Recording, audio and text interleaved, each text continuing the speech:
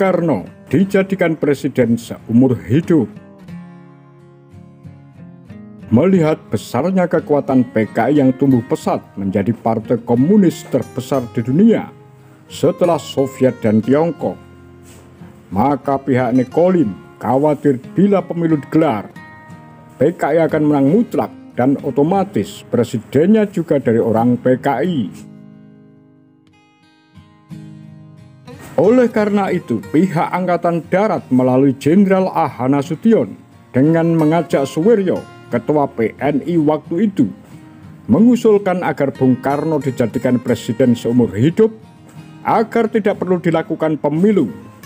Sehingga dengan demikian tertutuplah kesempatan bagi orang PKI menjadi presiden. Dan ini adalah sebuah akal licik dari Angkatan Darat. Hal ini juga diakui sendiri oleh Brigjen Soehardiman mengenai pembubaran Partai Masyumi dan PSI. Banyak kalangan pimpinan partai tersebut menuduh bahwa ini adalah karena politik PKI, sehingga menambah ketegangan dan rasa permusuhan secara horizontal, antara lain dengan timbulnya peristiwa Kanigoro di Kediri, di Jawa Tengah, dan di tempat-tempat lain. Nasakom sesuai dengan ajaran dan pendirian sejak mudanya yang tertuang dalam tulisannya Nasionalisme, Islamisme, dan Marxisme, Soekarno ingin menyatukan semua kekuatan dan aliran politik di Indonesia dalam satu wadah sebagai dasar dari persatuan nasional untuk menghantam kaum imperialis dan kaum reaksioner dalam negeri dengan satu kekuatan nasional yang dengan kata yang cukup terkenal yaitu Samenbedeling van alle revolutionaire krachten, persatuan semua kekuatan revolusioner di Indonesia. Pada tahun 1960, Soekarno mulai menggunakan slogan baru untuk ajaran dan pendiriannya tentang persatuan antara nasionalisme, Islamisme, dan Marxisme dalam satu kata, yaitu Nasakom. Kependekan dari sebutan nasionalis, agama, dan komunis. Rakyat didorong untuk menyadari tentang adanya tiga kekuatan besar di dalam masyarakat yang harus bersatu untuk mencapai tujuan revolusi Indonesia. Sementara itu, pada tahun itu, Nikita Khrushchev, pemimpin komunis dari negara Uni Soviet, berkunjung ke Indonesia.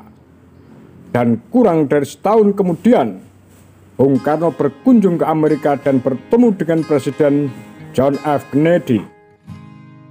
Tahun 1960-an, Soekarno mengambil kebijakan anti-Nekolim, yang artinya ketergantungan ekonomi kepada negara-negara blok barat diputuskan.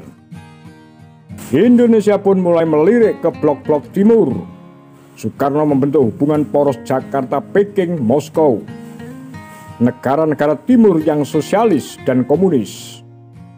Akibatnya, ajaran sosialis komunis Marxis dibebaskan. Bukannya salah untuk mempelajari semua ideologi yang ada, namun cita-cita luhur Soekarno yang ingin mempersatukan Indonesia dengan semua ideologinya tidak mungkin ketika ideologi itu saling bertentangan. Kalangan agama menuduh kalangan komunis tidak bertuhan. Lalu kalangan komunis menuduh kalangan nasionalis pro dengan liberalisme.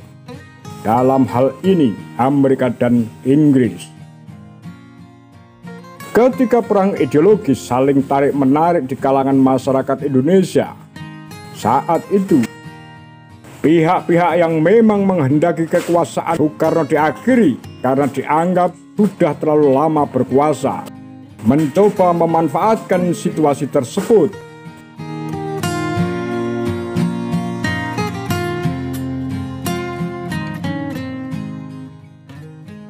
Apa pendapat Anda?